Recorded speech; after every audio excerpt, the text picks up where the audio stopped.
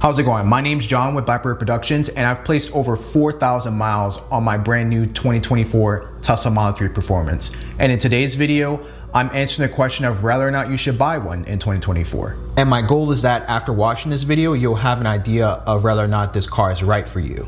So with that, let's get into today's video.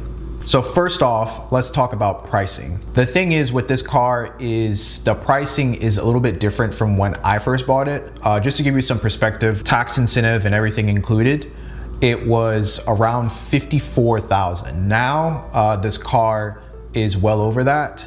And it actually starts at $47,000 for the base trim, if you will. And I say base in air quotes just because it really comes down to how you configure this car, because some of the colors, for example, that you can configure this car in, it actually goes over the federal tax incentive requirements in terms of overall price. So you definitely want to be careful with that. But for the base price, you're looking at $47,000 for this car. Now, Tesla has promotions from time to time. Right now, they're actually offering 0 APR on cars that are equipped with their full self-driving, which costs $8,000 extra, which honestly, I think it's not really the best deal, but they have had deals in the past where it was like 1.99% APR on a newly financed Tesla Model 3 Performance.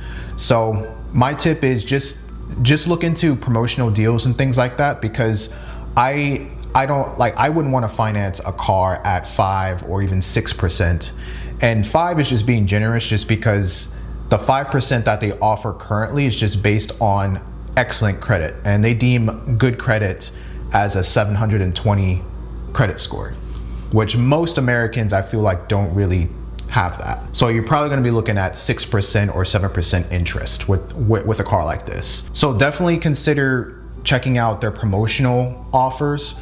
And also, if you have cash, I would highly recommend purchasing this car in cash. The other thing is the tax incentive. I know a lot of people base their decision around the $7,500 tax incentive. The reality is that tax incentive is just a small little sliver of the total cost of this car. And really, it's more or less like a push to get you to commit to purchasing this car. Because if you really think about it, the taxes are going to be, between $4,000 and $5,000 depending on where you're located in the world. And I feel like the federal tax incentive doesn't really do all that much to that number, because of the fact that you still do have to pay taxes on this car.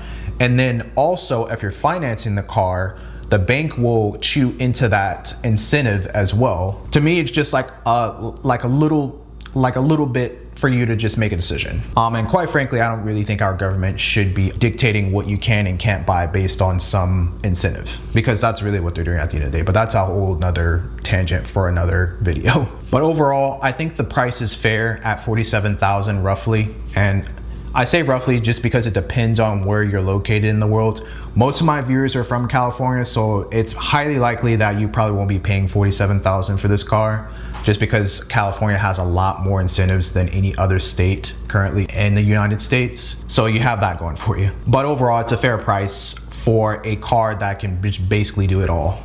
So next, let's talk about range and charging. This car has an EPA estimated range of 303 miles.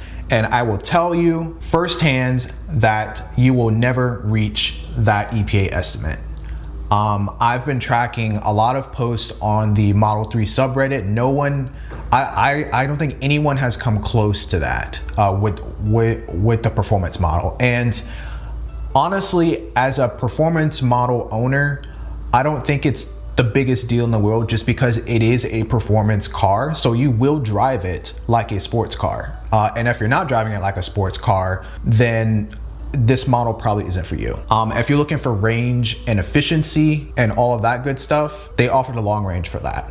So it is a performance car, and performance cars eat up more energy, whether that be gas or electric. It does have the flexibility of, like, for example, going into chill mode and decreasing the amount of acceleration that the car has. But at the end of the day, it's a performance car. It's a sports car, and you should be driving it like a sports car. As for charging, I really don't think I should have to say this, but in terms of charging, if you don't have home charging or a location where you can safely park this vehicle and charge it overnight, it probably isn't the best option for you. And I know like some people, like I said, I track a lot of the posts in the Tesla Model 3 subreddit. And a lot of people, they try to justify their decision and say like, oh, I can just go and supercharge it.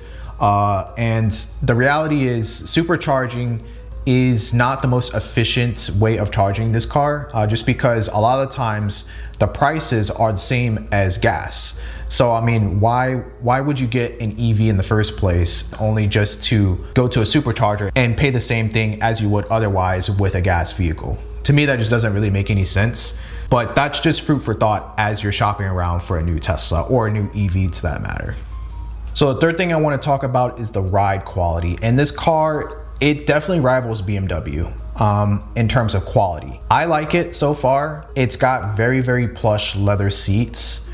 They're very bolstered, and the ride is just super smooth. It stops very smoothly, and it's very quiet in the inside too, which is one of the things that I do enjoy about this car. I've said in a video before, but it's more akin to a BMW 7 Series, which I have driven, and it's very quiet and smooth in that car. And it's also a very heavy car, just like this car.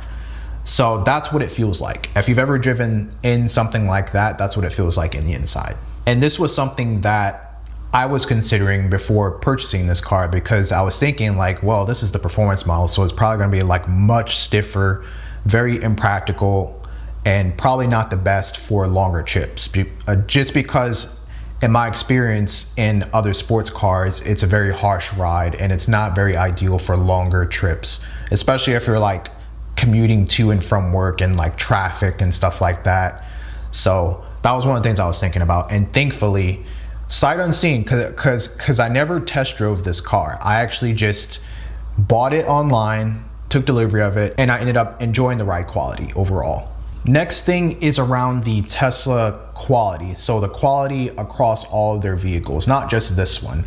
I feel like it's a very decisive topic right now. But I will say Tesla has gotten much better in terms of their quality. This is probably the best they've ever been in terms of quality. I'll say the consistency, however, is across the board, but just in my experience I've had with Teslas so far, the quality is there. I have had some small things come up that I actually referenced my delivery day checklist on, which I'll provide in the description below. But essentially it's a reference where you can look at different things that you might come across during delivery day on your Tesla.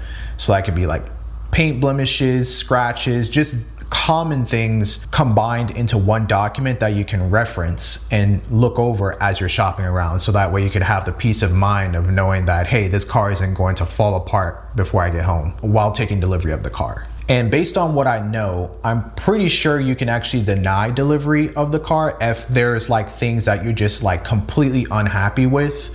I don't know for sure how the terms and conditions work on that, and I'm sure it's specific to certain Tesla delivery centers, but that is something to look into as you're looking into purchasing a brand new Tesla. So overall, I think this car is perfect for the person that wants a do-it-all sort of car.